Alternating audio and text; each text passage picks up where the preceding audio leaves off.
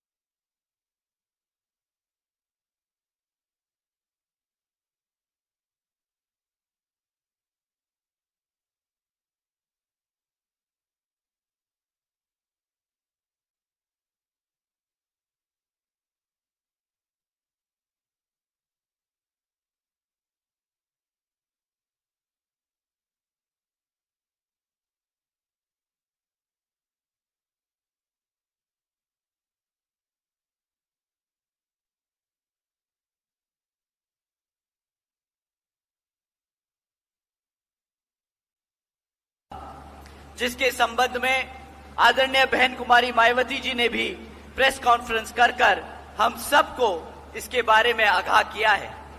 साथियों, इस जजमेंट के तहत अब राज्य की सरकारें SC/ST के अंतर्गत अपने राजनीतिक लाभ के लिए अपनी मर्जी से किसी भी SC/ST जाति को आरक्षण का लाभ दे सकती है और उस अपनी मर्जी से उनसे वो आरक्षण का लाभ छीन भी सकती है।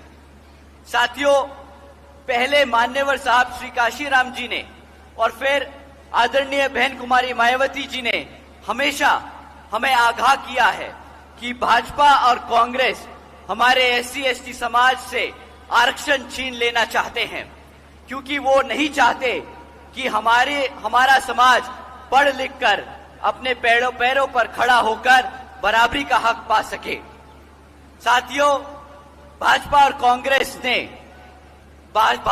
कांग्रेस ने कांग्रेस की ये सोची समझी साजिश के तहत ये जजमेंट पास कराकर देश से आरक्षण खत्म करने के लिए ये पहला कदम लिया है। आप सभी जानते हैं, आरक्षण की मूल भावना सम्मान और आत्मसम्मान की है, समाज को आगे बढ़ाने की है, लेकिन उसे बार बार गरीबी हटाओ कार्यक्रम बनाने की कोशिश की जाती है। साथियों, आदरणीय बहन कुमारी मायावती जी ने इस फैसले पर सवाल उठाए और पूछा कि क्या जिन्होंने आरक्षण का लाभ जिनको आरक्षण का लाभ मिला है, क्या उनकी सामाजिक स्थिति बहुत बेहतर हो गई है? क्या उनके साथ भेदभाव खत्म हो गया है? साथियों, ये दलितों को बांटने की शुरुआत है, ये दलितों की आजादी छीनने की शुरुआत है, ये संविधान को बदलने की शुरुआत है। संविधान बचाने के नाम पर भाजपा और कांग्रेस मिलकर संविधान को बदलने का काम कर रही है।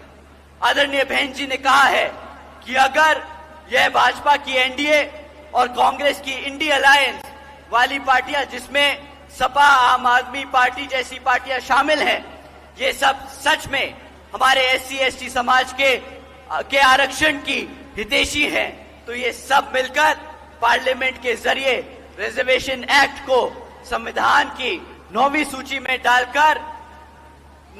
में डालने का काम करें, ताकि कोई भी रिजर्वेशन से छेड़खानी ना कर सके। परंतु साथियों, हकीकत तो ये है कि ये सब हमारे संविधान, हमारे आरक्षण के खिलाफ हैं, तो ये काम कभी भी नहीं करेंगे। साथियों, इसके जरिए इनका असली चेहरा आप लोगों के सामने है। समय आ गया है ये लाल किताब उठाकर संविधान के रक्षक बोलने वालों को सत्ता से निकालकर बाहर खदेड़ने का और यहां पर अपने बहुजन समाज पार्टी और इनेलो को सत्ता में बिठाने का। साथियों, पिछले 10 साल से यहां हरियाणा प्रदेश में भाजपा की सरकार चल रही है और अब जब चुनाव सर पर हैं, तो ये भाजपा वाले फिर से आप लोगों के बीच में आकर आपसे वोट मांगने का काम करेंगे। परंतु साथियों, इस बारी आप लोगों को वोट डालने से पहले इनसे कुछ जरूरी सवाल करने होंगे, कुछ जरूरी मुद्दों पे सवाल करने होंगे। साथियों, मैं आपसे कभी भी जाति और धर्म के आधार पर इनसे सवाल करने को नहीं कहूंगा। मैं आपसे कहूंगा, आप इनसे सवाल करें शिक्षा, रोजगार और आसमान छूती हुई महंगाई पर। साथियों, यहां मौजूद मेरे सभी बड़े माँ बाप, मेरे सभी युवा साथियों से मैं पूछना चाहूंगा कि क्या मिला है आपके बच्चों को, आप लोगों को शिक्षा के नाम पर? साथियों, बीजेपी की सरकार के चलते हुए पिछले 10 सालों में सरकार ने 5000 से ज्यादा प्राइमरी स्कूल्स को बंद करने का काम किया। एक तरफ पढ़ने वाले बच्चों की संख्या बढ़ रही है, तो दूसरी तरफ भाजपा की सरकार हमारे बच्चों के प्राइमरी स्कूल्स बंद करने का काम कर रही है। साथियों, आज 2200 सीनियर सेकेंडरी स्कूल्स है हरियाणा प्रदेश में, परंतु आज उनमें से 1000 से ज्यादा स्कूलों में प्रिंसिपल्स तक नहीं है। इतना ही नहीं, बल्कि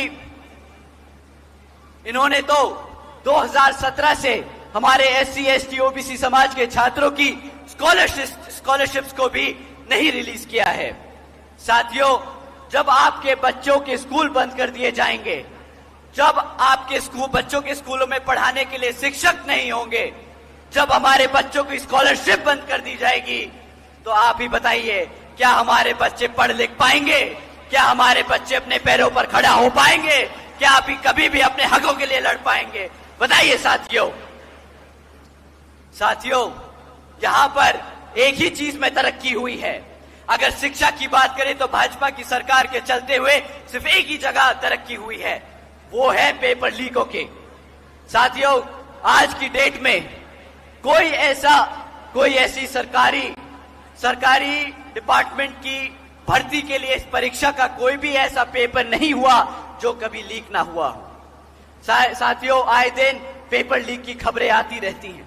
तो साथियों, हकीकत तो यह है कि भाजपा हो या कांग्रेस, दोनों ही पार्टियां हमारे बच्चों के भविष्य से खिलवाड़ कर रही है। एक सरकार में रहकर बच्चों के साथ खिलवाड़, तो दूसरी वहां पर ऑपोजिशन में बैठकर उनको ना घेरने के काम करने पर हमारे बच्चों के साथ खिलवाड़ कर रही है। साथियों, अब आप ही बताइए, क्या ऐसी सरकारों को सत्ता में बैठने का हक है या नहीं? हक है या नहीं?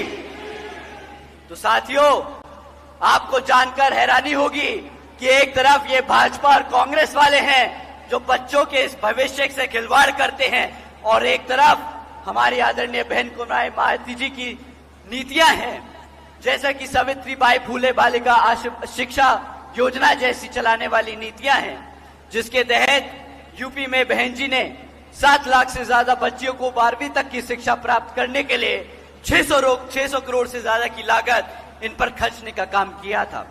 इतना ही नहीं साथियों, आपको जानकर हैरानी होगी कि आदरणीय बहन कुमारी मायावती जी के शासनकाल में 6 engineering colleges, 2 homeopathic, 24 polytechnic colleges, 2 paramedical colleges, 6 universities, 200 से अधिक इंटर व डिग्री कॉलेजेस, 100 से अधिक ITIs, 550 से ज्यादा हाई स्कूल्स और 5,500 से ज्यादा प्राइमरी स्कूल्स बनाने का काम हुआ है।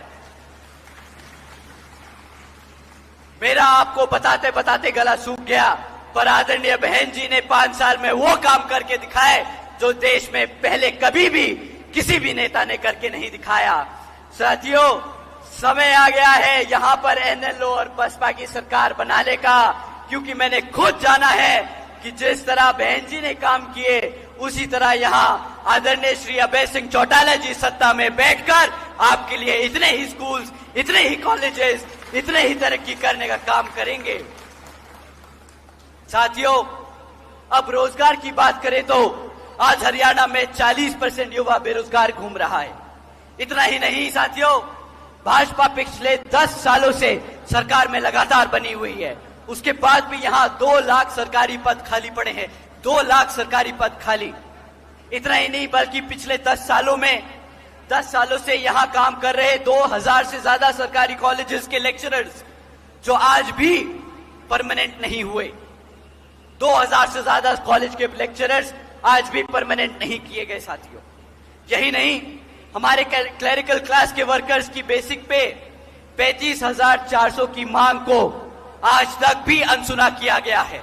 आज तक उनकी मांग को पूरा नहीं किया गया। तो साथियों, कुल मिलाकर बात यह है कि 2000 से ज्यादा लेक्चरर्स परमानेंट होने की मांग कर रहे हैं, 40% युवा रोजगार मांग रहे हैं, और सरकार के पास 2 लाख से ज्यादा पद खाली पड़े हैं। परंतु सरकार यहां पर कौशल विकास निगम जैसी योजना चलाकर पक्की नौकरियों को भी कॉन्ट्रैक्चुअल यानी कच्ची नौकरी बनाकर लोगों को देने का काम कर रही है। और साथियों, आप जानते हैं क्यों ये हमारे 2000 लेक्चरर्स को परमानेंट नहीं करते? क्यों ये हमारे 2 लाख पद सरकारी पद नहीं भरते? क्यों ये हमारे 40% युवाओं को बेरोजगार रखते हैं? साथियों, अगर इन्होंने ये काम कर दिया तो इन्हें आरक्षण देना पड़ जाएगा। और आप जानते हैं किसकी सरकार यहां पर हरियाणा में है? वो असली में हमारे आरक्षण के विरोध हैं। कौन से लोग ऑपोजिशन में बैठे हैं जो इन्हें नहीं घेरते, वो आपके आरक्षण के खिलाफ हैं। तो साथियों, समय आ गया है इनको सत्ता से उखाड़ फेंक अपनी यहां बसपा और NLO की सरकार बनाने का। साथियों, 5 साल मिले थे आदरणीय बहन कुमारी मायावती जी को यूपी में। उनकी नीतियां कुछ और थी। उन्होंने अपने शासनकाल में 90,000 से अधिक शिक्षकों को भर्ती किया, परमानेंट जॉब दी, 1 लाख से अधिक सफाई कर्मचारियों को भर्ती किया। कोई कॉन्ट्रैक्चुअल या कच्ची नौकरी नहीं, पक्की नौकरियां थी ये। 2 लाख से अधिक जवानों को पुलिस फोर्स में भर्ती किया। 30 लाख से अधिक हमारे अपर कास्ट समाज के कमजोर भाइयों को विभिन्न सरकारी नौकरी देने का काम किया। साथियों, इतना ही नहीं बल्कि बहन जी के शासनकाल के दौरान बसपा की सरकार ने कृषि एवं संबंधित कार्यों में मिनिमम वेज को 55 रुपए से बढ़ाकर 100 रुपए करने का काम किया था प्रतिदिन। हमारे अन्य पिछड़े वर्गों के लोगों की क्रीमी लेयर की वार्षिक आय को भी 3 लाख रुपए से बढ़ाकर 5 लाख रुपए करने का काम किया था। साथियों, हमारे ओबीसी समाज के सभी भाइयों से मैं कहना चाहूंगा कि हमारे जितने भी ओबीसी समाज से आते पढ़ने वाले बच्चे हैं, उनको देश में पहली बार सरकारी कॉलेजेस और यूनिवर्सिटीज में 27% आरक्षण की सुविधा आदरणीय बहन कुमारी मायावती जी के शासनकाल में मिली थी। जिस तरह यहां पर भी आदरणीय अभय सिंह चौटाला जी आप लोगों के लिए करके देंगे। साथियों, हमारे किसान भाइयों के लिए ये जानकर हैरानी होगी कि आदरणीय बहन जी ने अपने शासनकाल में रातों रात गन्ना खरीदों के दाम दुगने कर दिए थे। आप लोग एमएसपी के लिए लड़ते रहे इतने सालों तक, वहां बहन जी ने बिना एमएसपी के हमारे किसान भाइयों की आमदनी दुगनी करने का काम किया था। जिस तरह यहां पर अगर सत्ता में आप लोग बिठाएंगे तो आपकी भी आमदनी दुगनी करने का काम श्री अभय सिंह चौटाला जी करेंगे। साथियों, बहन जी के गवर्नेंस मॉडल के तहत चलकर ही बसपा की सरकार ने प्रदेश के सभी समाज के लोगों को अपने पैरों पर खड़ा कर उनको संविधान और स्वाभिमान के से जीने का अधिकार दिलाया। और अब साथियों, अगर हम महंगाई पर बात करें तो सरकार क्या आपसे बात करती है कि मुफ्त में राशन ले लो। सरकार कहती है मुफ्त में राशन ले लो जब महंगाई की बात आती है। अब आप बताइए, क्या हमारे किसान भाई, क्या हमारे SC ST भाई, क्या हमारे मजदूर भाई कोई भीख मांगने आए हैं? क्या उन्हें किसी की खैरियत चाहिए? क्या वो कमाकर अपने आप सम्मान से जीने का अधिकार नहीं रखते? उन्हें मुफ्त में राशन नहीं चाहिए, उन्हें स्वाभिमान से, आत्मसम्मान से जीने का अधिकार चाहिए। साथियों, ये लोग गर्व से कहते हैं कि हमने 80 करोड़ जनता को मुफ्त में राशन देने का काम किया। इनसे कोई पूछे कि अरे कोई मूर्ख बच्चा भी बता सकता है कि अगर 80 करोड़ जनता को मुफ्त में राशन देने की जरूरत पड़ रही है तो वो 80 करोड़ जनता गरीबी रेखा से नीचे है, वो सक्षम नहीं अपने आप कमा के खा सके। तो साथियों, महंगाई के नाम पर इन्होंने हमारे भारत की 80 करोड़ जनता को गरीब बनाने का काम किया है, ना कि महंगाई को खत्म करने का काम किया। साथियों, आप लोगों को ये सब मुद्दे ध्यान में रखने हैं और इनसे सवाल करना है जब ये आप लोगों के बीच में आए वोट मांगने। साथियों, कांग्रेस कुछ भी कहे, कांग्रेस जैसी पार्टियां कुछ भी कहें आपको कि हम मुफ्त में ये दे देंगे, मुफ्त में वो दे देंगे, आरक्षण दे देंगे। साथियों, कांग्रेस की और भी प्रदेशों में सरकार चल रही है, उनसे कहिएगा कि यहां पर वादे करने से पहले वहां पर वो लागू करके आए, फिर अपनी शक्ल यहां हरियाणा प्रदेश में दिखाए, नहीं तो दफा हो जाए यहां से। साथियों, बहन जी के सरकार के दौरान सर्व समाज को अपने पैरों पर खड़ा कर, अपनी मेहनत अपने पैरों पर खड़ा कर एक जीने का अधिकार दिया गया था। साथियों, एक तरफ भाजपा और कांग्रेस आप लोगों को गुलाम बनाना चाहती है, जिंदगी भर आपको मुफ्त में राशन देकर। दूसरी तरफ बसपा और NLO की गठबंधन की सरकार है जो आपको पढ़ा लिखा कर, आपके बच्चों को अपने पैरों पर खड़ा कर एक इज्जतदार जिंदगी जीने का अधिकार दिलाने का काम करना चाहती है। तो साथियों, इन्हीं कुछ जरूरी बातों के साथ अब मैं आप सभी लोगों से, खैर मैं और वह खासकर आदरणीय बहन कुमारी मायावती जी की भी ये विशेष अपील है कि इस विधानसभा चुनाव में आप सभी लोग हर मोर्चे पे सावधान रहें। आपका वोट बहुत कीमती है, आपका कोई वोट खरीद ना पाए, आपका कोई वोट लूट ना पाए, आपका कोई वोट पड़ने से रह ना जाए। साथियों, जाति बिरादरी, धन बल मंदिर मस्जिद या किसी भी विभिन्न आदि के नाम पर कोई स्वार्थी अपने जाल में फंसाकर आपके वोट का दुरुपयोग न कर ले, क्योंकि देश के हर एक महिला पुरुष व युवा को वोट डालने का अधिकार यहाँ परम पूज्य बाबा साहब डॉक्टर भीमराव अंबेडकर जी की अति महत्वपूर्ण देन है। मैं आप सभी से यही खास अपील करता हूं कि अपने यहाँ जिन जिन क्षेत्रों में बीएसपी और इनेलो के विधानसभा उम्मीदवार चुनाव लड़ रहे हैं, तो उन्हें आप लोग वोटिंग मशीन पर बसपा का हाथी चुनाव चिन्ह और इनेलो का चश्मे का चुनाव चिन्ह के सामने वाला बटन दबाकर यहाँ पर भरी मतों से जिताने का काम करें। साथियों, आप लोगों से हाथ जोड़कर विनती है कि इस वक्त कैंडिडेट पे ना ध्यान दें।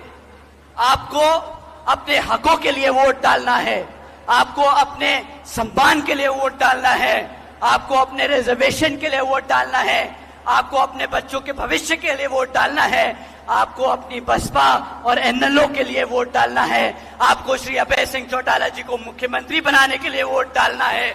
तो साथियों, पीछे ना रह जाना, अपने कभी भी अपने कार्यकर्ताओं आपस में ना लड़ना। आप लोगों से हाथ जोड़कर विनती है साथियों, कमर कसने का समय आ गया है, सत्ता छीनने का समय आ गया है, शासक बनने का समय आ गया है। जय भीम, जय भारत। बहुत बहुत धन्यवाद और साधुवाद माननीय आकाश आनंद जी का। सम्मानित साथियों, एक पर्स है जिसमें कागज और कुछ पैसे हैं, यह किसी साथी की अमानत है। फरीदाबाद जिला अध्यक्ष सरदार उपकार सिंह जी से यह पर्स ले जाएं, जिस भी किसी साथी का गिरा हुआ है। अब मैं निवेदन करूंगा सुरेंद्र वशिष्ठ जी आए और माननीय आकाश आनंद जी, राष्ट्रीय कोऑर्डिनेटर, युवा दिलों की धड़कन, यूथ आइकॉन, बहुजन मिशन के प्रहरी सिपाही माननीय आकाश आनंद जी का चांदी का मुकुट पहनाकर माननीय वशिष्ठ जी स्वागत करेंगे। माननीय सुरेंद्र वशिष्ठ जी। अब मैं निवेदन करूंगा ब्राह्मण सभा के अध्यक्ष पंडित त्रिलोक जी आए।